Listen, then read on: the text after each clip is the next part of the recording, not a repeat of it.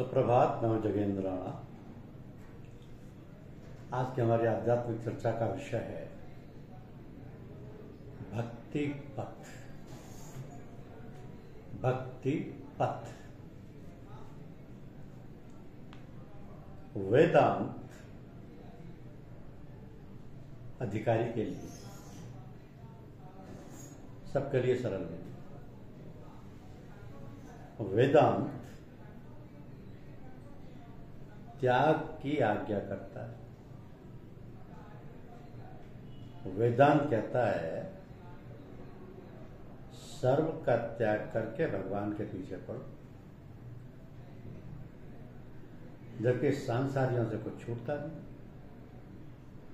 तो ऐसा के उद्धार के लिए कौन सा उपाय है? उपाय त्याग ना कर सको तो कोई अर्थ नहीं, परंतु अपना सर्वस्व ईश्वर को समर्पण करो और अनासक्त रहकर ही उसे भोगो। व्यास जी ने ब्रह्मसूत्र बनाया, योग दर्शन पर भाष्य रचा, परंतु उनको लगा कि कलयुग के मानव भोग परायण होंगे और उसी कारण उनसे इस योग में प्रवृत्ति नहीं हो सकेगी। उनके लिए करुणा करके श्री कृष्ण तथा कथा प्रेम रथ रचा। श्री कृष्ण कथा प्रेम रथ रचा या प्रेमामृत रचा। परीक्षित को निमित्त बनाकर संसार में फंसे लोगों के लिए व्यास जी ने ये लोकोत्तर दिव्य पथ परिवर्तित किया है, जो खासकर संसारियों के लिए है। भक्ति के बिना ज्ञान की शोभा नहीं, और जब तक ज्ञान वैराग्य से दृढ़ किया हुआ नहीं होता तो ऐसा ज्ञान मरण सुधारने के बदले संभव है कि मरण बिगाड़े। संभव है कि ऐसा ज्ञान अंतकाल में धोखा दे जाए। मरण को तो भक्ति सुधारती है। भक्ति बिना ज्ञान शुष्क है और मरण बिगाड़ता है। विधि निषेध की मर्यादा त्यागे हुए बड़े बड़े ऋषि भी भगवान के अनंत कल्याण में गुणों के वर्णन में सदा रत रहते हैं। ऐसी है भक्ति की महिमा। तो ज्ञानी को अभिमान सताता है, भक्त को नहीं। भक्ति अनेक सद्गुणों को लाती है। भक्ति सर्व गुणों की जननी है। भक्त नम्र होता है, भक्त विनीत बनता है। भगवान की कथा, भगवान के स्मरण से हृदय को आर्द्र बनाओ, उसके मंगल में नाम का जप करो। यही कलयुग में मुक्ति पाने का मार्ग है। विषय का बंधन मनुष्य छोड़े तभी मन को सच्चा आनंद मिल सकता है। संयम और सदाचार को धीमे धीमे बढ़ाते जाओ तो भक्ति में आनंद आता जाएगा। वैराग्य के बिना भक्ति सफल नहीं। आचार विचार शुद्ध होगा तो भक्ति को पुष्टि मिलेगी। जीवन विलास में हुआ तो मान लो कि भक्ति का विनाश हुआ। काल के मुख से छूटना हो तो काल के भी काल श्री कृष्ण की शरण में जाओ। जो सर्वस्व भगवान पर छोड़ते हैं उनकी चिंता भगवान स्वयं करते हैं। महाभारत के युद्ध में दुर्योधन के ताना देने पर भीष्म पितामह ने प्रतिज्ञा की थी कि कल मैं अर्जुन को मारूंगा या मैं मरूंगा। दुर्योधन के ताना देने पर भीष्म पितामह ने प्रतिज्ञा की थी कि कल मैं अर्जुन को मारूंगा या मैं मरूंगा। अब इस प्रतिज्ञा से सब घबराए। कारण यह कि भीष्म पितामह की प्रतिज्ञा थी। ये सुनकर कृष्ण भगवान को चैन नहीं आया। रात को नींद नहीं आई। भीष्म की प्रतिज्ञा सुनकर अर्जुन की क्या दशा हुई होगी, यह सोचकर भगवान अर्जुन की स्थिति देखने आए। तो जाकर क्या देखते हैं कि अर्जुन तो शांति से गहरी नींद सो रहा है। भगवान ने सोचा कि भीष्म ने ऐसी प्रतिज्ञा की है, भीषण प्रतिज्ञा की है, तो भी ये तो शांति से सो रहा है।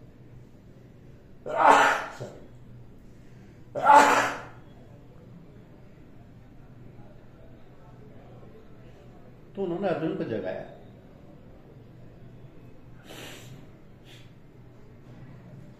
और पूछा, तुमने तो भीष्म की प्रतिज्ञा सुनी है ना?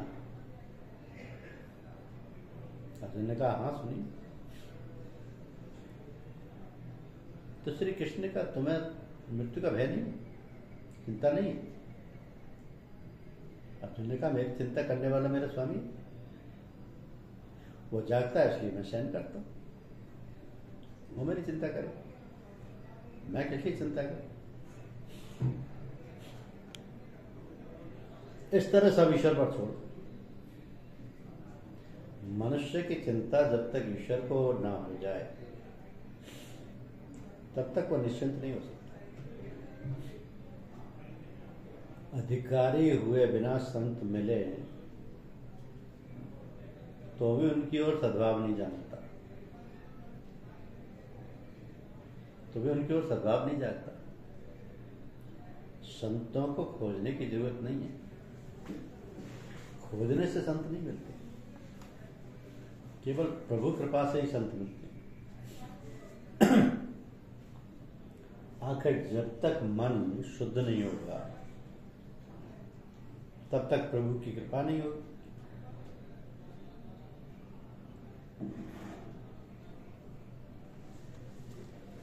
तब तक मन दूषित रहेगा। और जब तक संत मिलते नहीं, संत बनोगे तो संत मिल जाएंगे। संत देखने की दृष्टि देते हैं, इस संसार के पदार्थों को देखने में आनंद है, उनके उपभोग में भी आनंद नहीं है। इस संसार ईश्वर का स्वरूप है, इस कारण जगत को ईश्वर में देखो। शुक्रदेव जी और अप्सराओं का प्रसंग पहले कह चुके हैं और तर्कसंगत है कि महाप्रभु जी ने वैष्णव के लक्षण बताए। जिसके दर्शन से कन्हैया याद आए वो वैष्णव, जिसके संग में आने पर प्रभु याद आए वो वैष्णव। अप्सराओं को शुक्रदेव जी के ज्ञान से वैरागी की उत्पत्ति हुई, तो कृष्ण कथा के पीछे वे पागल बने। जगत में संतों का अभाव नहीं, परंतु सद शिष्यों का अभाव है। जिसका अधिकार से दुआ है उसे संत पुरुष मिल जाते हैं। मनुष्य संत बनता तभी उसे संत मिलते हैं। संत बनने से पहले संत मिल जाए तो उनमें सद्भाव नहीं बनता। जिसकी आंख में ईश्वर है वो सर्व में ईश्वर का अनुभव करता है। इस जगत में निर्दोष एक परमात्मा ही है, ईश्वर के सिवा कोई निर्दोष नहीं है। संतों में सिर्फ एक आध दोष हुआ, कारण पूर्ण सत्युग प्रकट होने पर तो ये जीव इस सृष्टि में नहीं रह सकता, ईश्वर से अलग नहीं रह सकता। ये ब्रह्मा जी की सृष्टि गुण दोष से भरी हुई है। जगत में सब प्रकार से कोई सुखी हो ही नहीं सका। यदि सब प्रकार से कोई सुखी हो जाए तो सुख का भान भी भूल बैठेगा। तो संसार के प्रत्येक पदार्थ में दोष और गुण भी। दृष्टि को ऐसी गुणमयी बनाओ कि किसी का दोष देख ना सको। जब तक तुम्हारी दृष्टि गुण दोषों से भरी हुई है तब तक संत में भी आपके दोष ही दिखेंगे। इसलिए दृष्टि ज्ञानमयी कृत्वा पश्येत ब्रह्ममय जगत।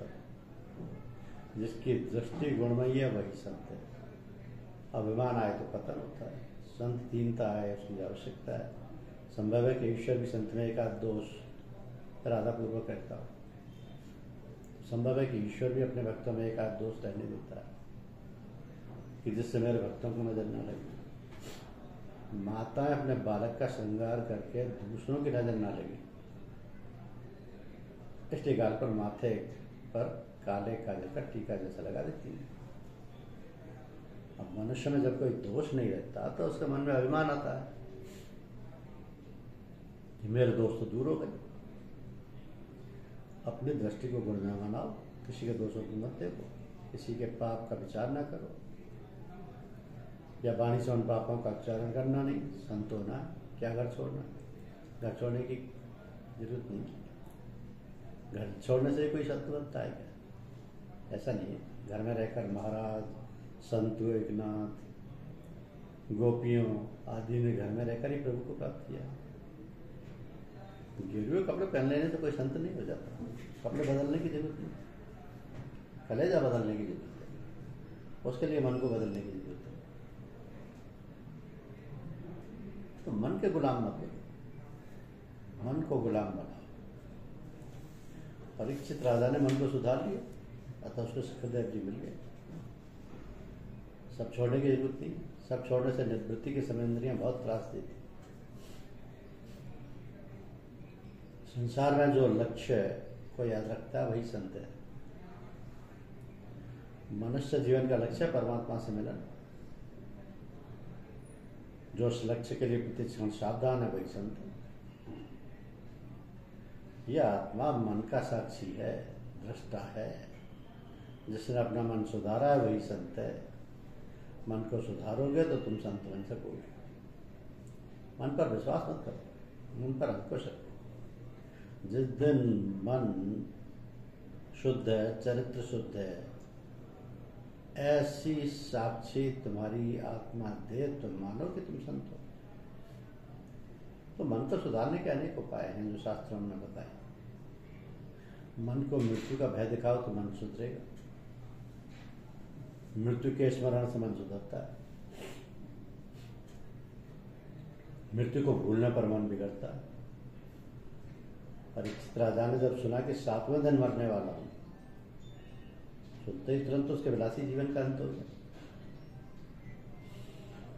अब विलासी जीवन विरक्त जीवन हुआ है। परीक्षित को मृत्यु का भय लगा तो उसका जीवन सुधरा। मृत्यु का तो भयंकर है। जीव जब शरीर छोड़ता उस समय हजारों बिच्छू एक साथ डंक मारते ऐसी वेदना होती है कि जन्म दुख, जरा दुख, जाया दुख, पुनः पुनः अंत कालम महादुखम तस्मात् जागृहि जागृहि।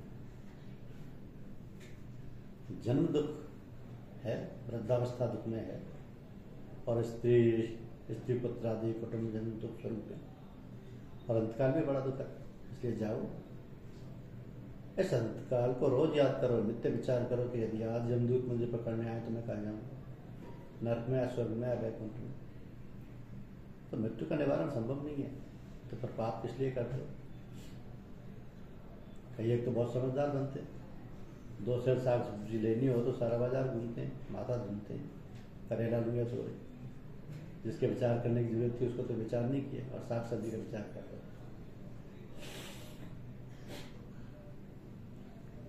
मृत्यु को रोज याद करो। मृत्यु का भय रहेगा तो तुम्हारा पाप दूर होगा, और जिस दिन तुम्हारा पाप दूर हो जाएगा तब मान लेना कि तुम संत हो गए।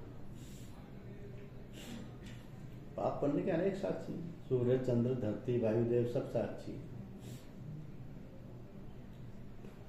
मेरे भगवान के अनेक सेवक हैं, वे जहां तुम जाओगे साथ आते हैं। मनुष्य जानता है कि जो मैं पाप करता हूं उसे कोई देखता नहीं। अरे भाई, एकांत कैसा भी हो, वहां वायु है, वहां भी तेरे अंदर परमात्मा विराजमान है। यद्यपि लोके मरणम क्षणम तदापि न मुच्यत पापचारण। आखिर तो मनुष्य श्लोक में शरण की मरण ही जाता है, फिर भी वो पाप आचरण छोड़ता नहीं। तो शंकराचार्य स्वामी कहते हैं कि मनुष्य जानता है कि एक दिन मरना है, ये सब छोड़कर एक दिन जाना है, ऐसा होने पर भी वो पाप क्यों करता है? मुझे इसका आश्चर्य होता है। इसलिए अपने जीवन को संभालो। परीक्षित का अधिकार सिद्ध करने पर सुखदेव जी में पधारे। सुखदेव को आमंत्रण नहीं देना पड़ा। सुखदेव जी ऐसे नहीं है कि किसी का आमंत्रण पर आ जाए। राजा का जीवन बदल गया। सुखदेव जी ने ये जाना है कि परीक्षित राजा और राजा नहीं रहा, महर्षि हुआ तो वो आ गए। राजऋषि और ऋषि एक है। राजा जब तक महलों में विलासी जीवन बिताता था तब तक सुखदेव जी नहीं आए, परंतु तक्षक के भय से संसार छूटा कि तुरंत ही सुखदेव जी पधारे। राजा होता उस समय सुखदेव जी कथा करने गए होते तो राजा कहता आप आए ठीक क्या, 1 घंटा कथा करें हम बता देंगे, मुझे बहुत काम। परीक्षित राजा को विश्वास था कि अब 7 दिन के बाद मरना है। हमें तो अपनी खबर भी नहीं है, जीवन पानी का बुलबुला है, पानी के बुलबुले को भूखते देर नहीं लगती। इसी प्रकार जीवन का अंत आने में भी देर नहीं लगी। तो समाज को सुधारने की इच्छा अनेक बार प्रभु भजन प्रभु मिलन में बाधक होती है। दूसरों को सुधारने की भावना प्रभु भजन में विघ्न करती है। दूसरों को सुधारने के झंझट में नहीं पड़ना, तो अपने जीवन सुधारो। तो कथा करते समय सुखदेव जी को खबर नहीं थी कि मेरी कथा सुनने के लिए सामने कौन कौन बैठा है। सुखदेव जी की कथा से बहुतों का जीवन सुधरता है, परंतु उसका विचार भी सुखदेव जी नहीं करते। शंकराचार्य ने कहा है कि ब्रह्मज्ञानी महात्मा एक क्षण भी ब्रह्म चिंतन नहीं छोड़ सकते। ऐसी सिद्धता सुखदेव जी की है। 16 आने वैराग्य ना हो तो दृष्टि ब्रह्माकार नहीं होती। जगत में ब्रह्मज्ञानी मिल सके परंतु ब्रह्म दृष्टि रखकर विचार करने वाले सुखदेव जी जैसे नहीं मिलते। तो कथनी और करनी एक ना हो और आचरण एक ना हो जब तक वक्ता के शब्द में शक्ति नहीं आती। रामदास स्वामी ने कहा कि जो मैंने आचरण किया, जो मैंने अनुभव किया, इसके बाद ही आपको कहा है। सुखदेव जी महाराज जो बोले हैं वो जीवन में उतार कर ही बोले हैं। सुखदेव जी उत्तम वक्ता है, कारण की वाणी और आचरण उनका एक है। इसलिए किसी संत ने कहा कि बोले तैसा चाले, ऐसा व्यक्ति वंदनीय है। एक समय एक माता अपने पुत्र को संत एकनाथ जी के पास लाई और कहने लगी, महाराज मेरे पुत्र को गुड़ खाने की बहुत आदत पड़ गई, अब वह आदत छोड़ता ही नहीं, वो गुड़ खाना छोड़ दे, ऐसा आशीर्वाद दीजिए। तो महाराज ने उस समय आशीर्वाद नहीं दिए, कारण वे स्वयं गुड़ खाते थे। उन्होंने उस माता से कहा कि कुछ दिन के बाद तुम पुत्र को लेकर आओ, उस समय मैं आशीर्वाद दूंगा। आज भी उन्होंने स्वयं गुड़ खाना छोड़ दिया। कन्नाथ कृपा करो, आज से मैंने गुड़ खाना मैंने छोड़ दिया है ताकि मेरी बात में शक्ति आए। फिर कुछ दिनों के बाद वो माता अपने पुत्र को लेकर आई। महाराज ने उस समय उस बालक को आशीर्वाद दिया। तो प्रसाद को ग्रहण करने पर अजीर्ण हो जाए इतना प्रसाद नहीं लेना चाहिए। भगवान योगी और भोगी भी है और जीव केवल भोगी है, योगी नहीं। इसलिए भगवान 56 भोग का भोग लगाए तो भी कोई अर्थ नहीं। हमसे ऐसा नहीं हो सकता। त्याग से अलौकिक शक्ति आती है। विषय भोग हमारे हाथ से निकल जाए, छूट जाए तो दुख होता है, जबकि विषय भोग प्राप्त हो और हम स्वयं उसको छोड़ दें तो परमानंद होता है। तो जब साधक में 16 आने वैराग्य होता है तो बात ही उत्तम। महाप्रभु जी ने कहा कि भागवत में समाधि भाषा मुख्य है। ईश्वर के ध्यान में जिसे थोड़ा सा भी आनंद है उसे भागवत का अर्थ समझ में आ जाता है। व्यास जी ने एक लीला का प्रत्यक्ष दर्शन किया है। व्यास जी ने अंतर्दृष्टि से देखा है। भगवान का स्वरूप अलौकिक है, अपनी आंखें अलौकिक है। तो लौकिक आंखें या लौकिक ईश्वर को नहीं देख सकते। बाहर की आंखें बंद करने पर ही अंदर की आंखें खुलती हैं, तभी परमात्मा का दर्शन होता है। धन्यवाद।